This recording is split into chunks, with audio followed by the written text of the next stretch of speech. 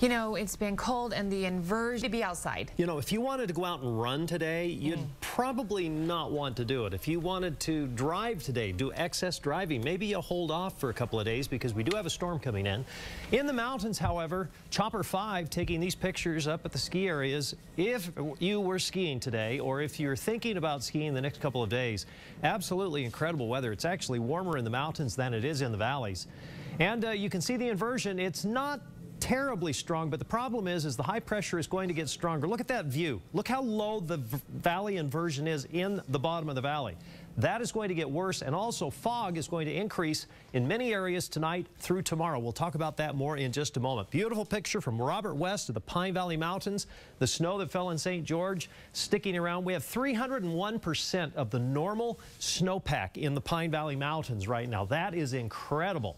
And how about this beautiful ice tree that the folks, the Smith family, have created in the front of their house in Lehigh? I guess if you want to go by and see that, it's still up and it's still beautiful. We thank Andrew for sending this picture. You can see all of these pictures and many more in the photo gallery. Look at the difference in temperatures around the region today, from Montpelier, where it was 23, and Moab, it was a cold 25, Vernal 8 below and 9.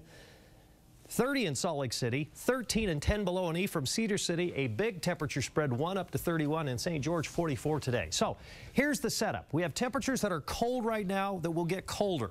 And the reason is tonight we don't have any clouds. Last night we had a little weak weather system move by. We put the satellite into motion. You can see that weak little disturbance. That kept us slightly warmer in the north. It is quite possible it'll be colder in the basin, colder around Castle Country, colder in Logan, colder in Salt Lake City as a result of skies being clearer tonight. That also is going to increase the chance for valley fog. So again, here's that weak disturbance that moved by this morning. Skies are clearing out. The jet stream is pushing the cloud layers mainly to the north. And with the high pressure, it pushes the valley inversions down lower.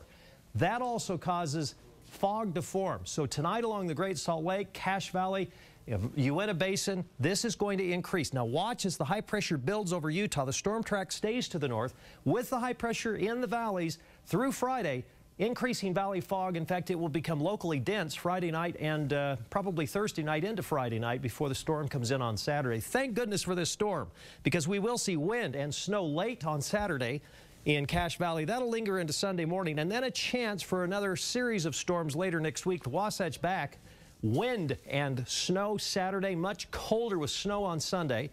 But notice how warm it is up at the higher elevations. Uinta Basin, you're back to 9 and -8. No change the next 2 days. Snow moves in late Saturday into early Sunday, and then we're back to cold. These temperatures waffle quite a bit because when the fronts move through and you have a valley inversion, the temperature actually goes up and then back down again after the front goes by. So it will warm up when the front comes in into southeastern Utah, 37 on Sunday with a 30% chance for a shower, and then you're back into the deep freeze later on. Cedar City, 30 and 2, then 31 and 5, no change until Saturday. Front comes in late Saturday night, early Sunday morning, and then a little colder. St. George.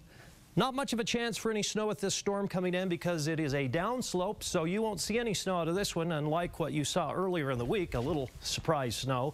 The Wasatch Front, 2 days where temperatures don't change very much, increasing smog and, yes, fog, and the pollution will get worse. Saturday after about 5 p.m., so late Saturday. Most of Saturday looks pretty good, but late Saturday, Saturday night, and Sunday morning, this storm will cause the roads to become very slick and hazardous, and then we'll get colder again on Monday. And then next week, a little uncertainty, and we probably still have some more storms coming. The 10th through the 15th, okay. I looked at some pretty wet weather. So sounds good. Thanks, Dan. You're welcome. It has been nearly 3 weeks since the Provo Tabernacle was engulfed